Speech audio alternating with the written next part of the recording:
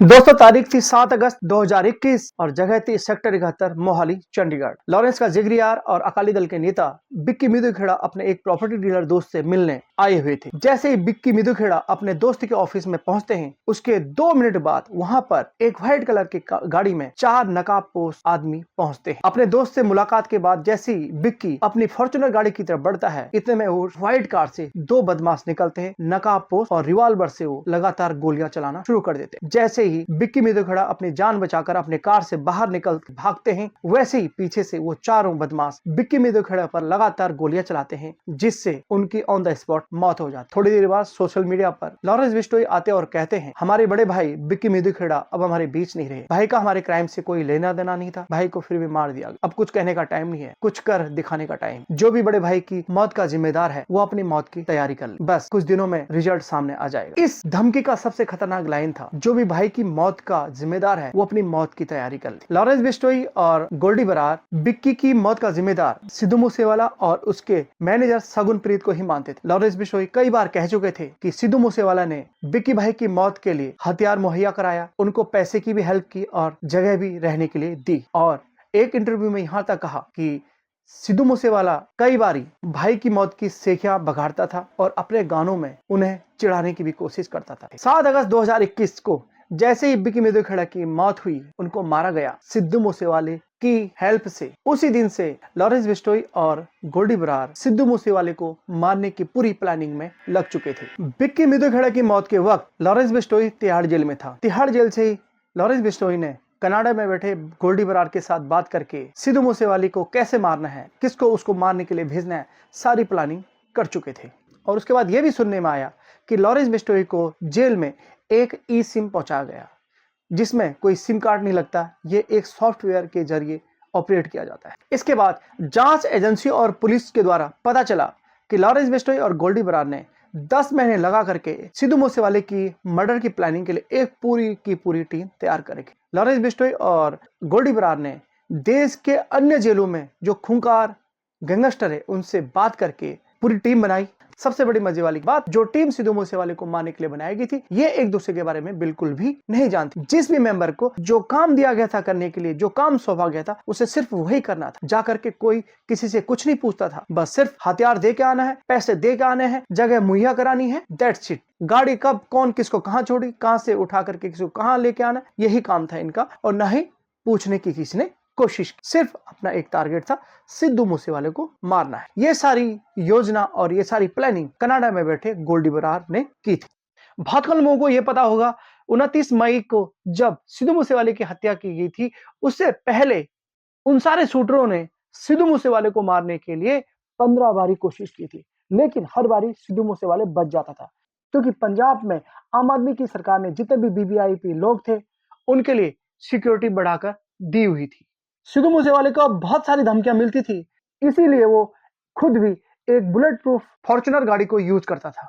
28 मई 2022 आम आदमी सरकार ने पंजाब में जितने भी वीवीआईपी लोगों को सिक्योरिटी प्रोवाइड की थी, उन सभी वीवीआईपी लोगों की सिक्योरिटी को कम कर दिया था। इसी में सिद्धू मूसेवाला भी था। तो 28 मई को सिद्धू मूसेवाले की सिक्योरिटी को हटा दिया गया था। बस इसी बात की भनक कनाडा में बैठे गोल्डी बरार को लग गई और उसने तुरंत अपने सारे गैंगस्टर और अपने गुर्गे सबको अलर्ट कर दिया कि सिद्धू मूसेवाले की सिक्योरिटी हट चुकी है, अब इससे अच्छा मौका हमारे पास नहीं है उसको जान से मारने का। तुरंत उसने अपने जितने भी गुर्गे हैं, जितने भी शूटर हैं, सबको सिद्धू मूसेवाले को मारने के लिए तैयार कर दिया। गोल्डी बरार ने अपने शूटरों को यहां तक कहा था कि अगर सिद्धू मूसेवाला गोलियों से ना मारे तो उसकी गाड़ी को हैंड ग्रेनेड लगा करके उड़ा देना। तो आप समझ सकते हैं कि वो सिद्धू मूसेवाले को मारने के लिए कितना डेस्परेट थे। अब आया 29 मई का दिन।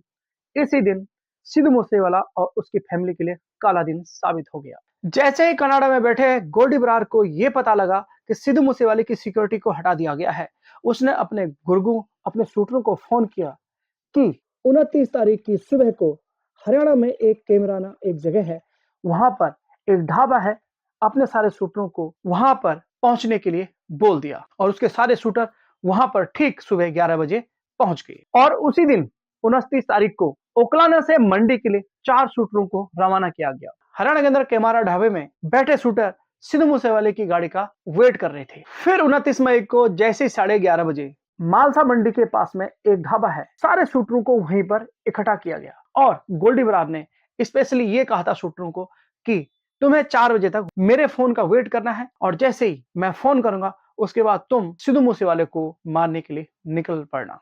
और 11:30 बजे से शाम के 4:30 बजे तक सारे के सारे शूटर उसी ढाबे पर गोल्डी बरार के फोन का इंतजार करने लगे। जैसे ही ठीक शाम के 4:30 बजे गोल्डी बरार का फोन आया अपने शूटरों के लिए कि सिद्धू मूसेवाला अपने घर से निकल रहा है, अपनी मौसी के पास जा रहा है मिलने के लिए।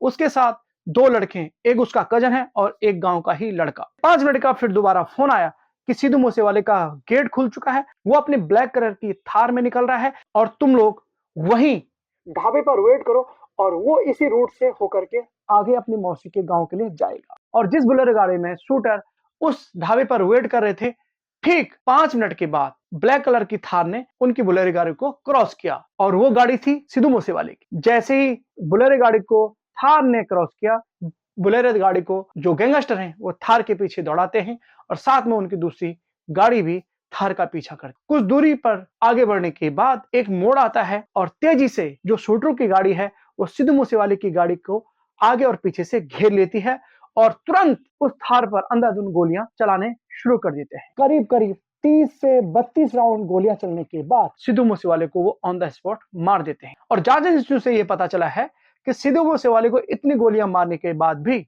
उन्होंने सिद्धू मूसेवाले को जा करके हिलाया, फिर उस पर गोलियां मारी और ये पता करने के लिए कहीं वो जिंदा तो नहीं है। सिद्धू मूसेवाले को मारने के लिए ऑन द स्पॉट जितने शूटर थे उसमें जगजीत पाओ और मनप्रीत मानो भी था, जिनको कि हरियाणा से बुलाया गया था सिद्धू मूसेवाले को मारने के लिए। सिद्धू मूसेवाले की हत्या के कुछ टाइम बाद पंजाब पुलिस ने जगजीत पाओ और मनप्रीत मानो को एक इनकाउंटर में मार गिराया।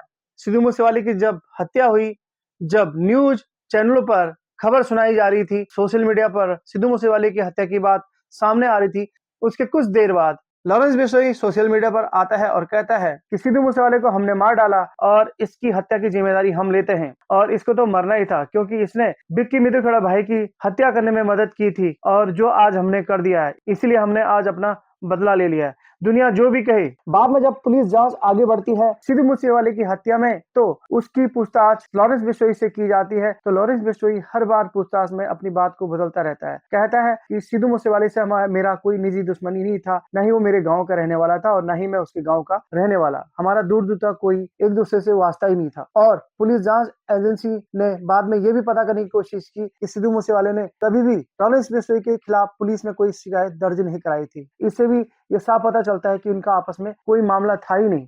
सिद्धू मूसेवाले की हत्या करने में लॉरेंस बिश्नोई और गोल्डी बरार ने जितने भी शूटरों की टीम बनाई थी, इन शूटरों की टीम को बनाने में उन्हें पूरे 10 महीने का टाइम लग गया और इन 10 महीनों में इन्होंने इन शूटरों पर 2 करोड़ से भी ज्यादा की रकम खर्च की। और यह भी पता चला कि शूटरों को विशेष हिदायत दी थी, अगर तुम सिद्धू मूसेवाले की हत्या कर देते हो तो तुम्हें मुंह मांगी रकम दी जाएगी। और सिद्धू मूसेवाले की हत्या करने के बाद ये बात सामने निकल कर आई कि हर शूटर को 8 से 10 लाख रुपए की रकम दी गई। पुलिस सूत्रों की माने तो लॉरेंस बिश्नोई का खासम खास शूटर सचिन बिश्नोई, जो कि लॉरेंस बिश्नोई के गांव का ही रहने वाला है, सिद्धू मूसेवाले की हत्या के बाद 21 अप्रैल 2022 तक सचिन बिश्नोई भारत में ही था। इसके बाद इसने तिलकराज टोटेजा के नाम से एक जाली पासपोर्ट बनाया और दुबई भाग गया। इसके बाद पता चला कि वो दुबई से अजरबैजान चले गया। तिलकराज टोटेजा के नाम से जो जाली पासपोर्ट बना था वो दिल्ली के रीजनल पासपोर्ट ऑफिस से ही बना था और उस पासपोर्ट का जो एड्रेस था वो था दिल्ली के संगम विहार के किसी घर का। जब सिद्धू मूसेवाले की हत्या की गई उसमें एक बात और भी सामने खुलकर आई थी। शूटरों ने तो हथियारों की व्यवस्था कर ही रखी थी, साथ में कनाडा में बैठे गोल्डी बरार ने एक स्पेशल रशियन AK-47 राइफल की भी व्यवस्था करके रखी हुई थी।